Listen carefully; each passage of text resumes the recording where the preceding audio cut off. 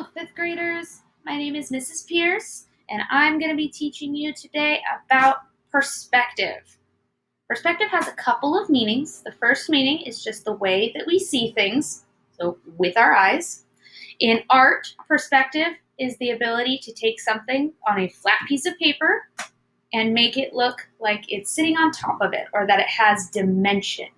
So I'm going to be teaching you how to do that today. We're going to do an art project. All right.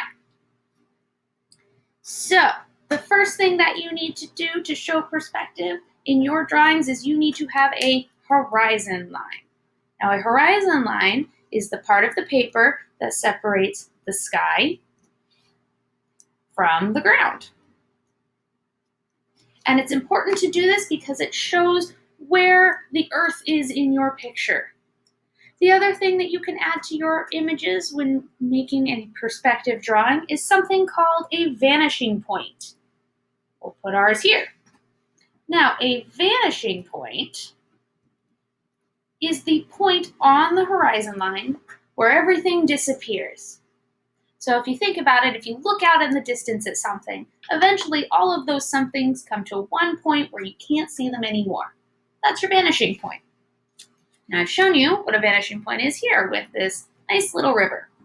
So we can see here that the river disappears all the way here onto that horizon line. So that would be your vanishing point.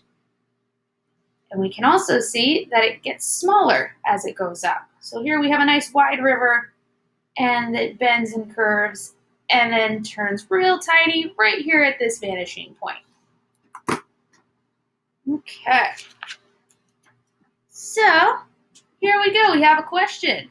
Which owl is farther away in this picture? How can you tell?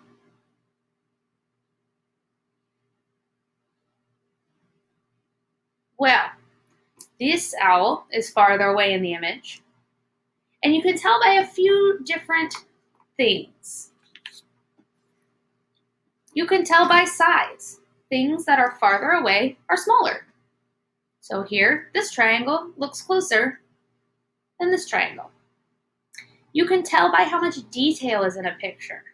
You can see here in this one, these blades of grass are very intricately detailed, and there's a little ladybug. These ones here are just kind of green blobs. So those ones are farther away. You can tell by color. So this balloon here is closer because it's darker. This balloon is farther away because it's not as dark.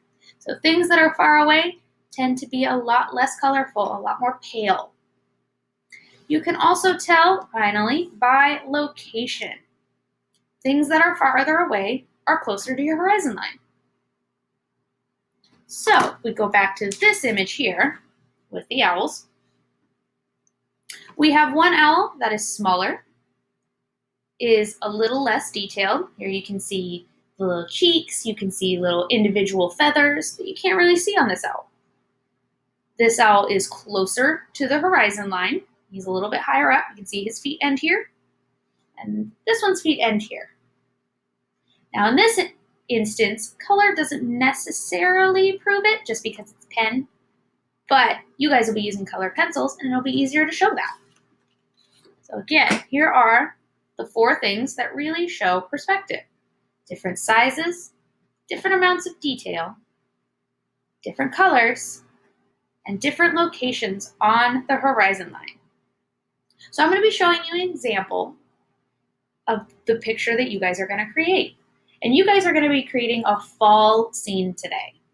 So something fall and October-y or November-y even. But there's one thing to remember before I show you this image. Your art will look different, and it's a good thing. No one's art will ever be the exact same as someone else's. And that's important because we all have different views, we have different skill sets, and honestly, even the way that we hold a pen or a pencil is completely different from somebody else. So you're going to get different results in your art, and that's okay. So when doing this, don't strive to be the best or show the best shading or pick the most correct colors. Art is subjective, And as long as you're happy with it at the end of the day, it's a good piece of art. So here's an example of one that I did that shows perspective. Okay, here we have a lovely little pumpkin patch. And the color doesn't quite show up how it does in real life on the screen, but you can kind of get an idea. So here I'm showing perspective with size. I've got great big pumpkins here and here. So those ones are nice and close. I've got medium-sized pumpkins here, and I've got little pumpkins here, and I have very, very tiny pumpkins in the back. I'm also showing, again, with color. So these pumpkins here are very dark. These ones here and here, so they're much closer. Whereas these ones in the back, you can almost not even see them on the screen because they're so pale. I'm showing it with detail. This little pumpkin, he's got some nice little curlicues here. He's got some lines in his stem. This one here's got some shading. And if I slide this up just a little bit, you can see they've got little dirt piles here, here, and here. So nice little details. Whereas these guys in the back don't have any of that. They just kind of have lines, sort of. And these ones way back here, all you see are orange blobs. I'm also showing it with location. So in this picture, I have the horizon line right here, right across here. So I've got my close pumpkins way down at the bottom of the page. And I've got my faraway pumpkins right here up against this horizon line. The other way that I'm showing perspective is right here with this mountain and these trees. So they have a little bit. You have color, but they don't really have individual branches. You can't see all the rocks on this mountain. You can't see, perhaps there's a hiker up there. But that's because they're really far away. So you wouldn't see them in real life. And that's what we're trying to do here. So you guys are going to take all of your knowledge, all of these here with our size, detail, color, and location. And you're going to create your own autumn scene and get to show it off at the end. All right, everybody. That's it for me. I can't wait to see all of your autumn pictures. And I hope you have a wonderful day.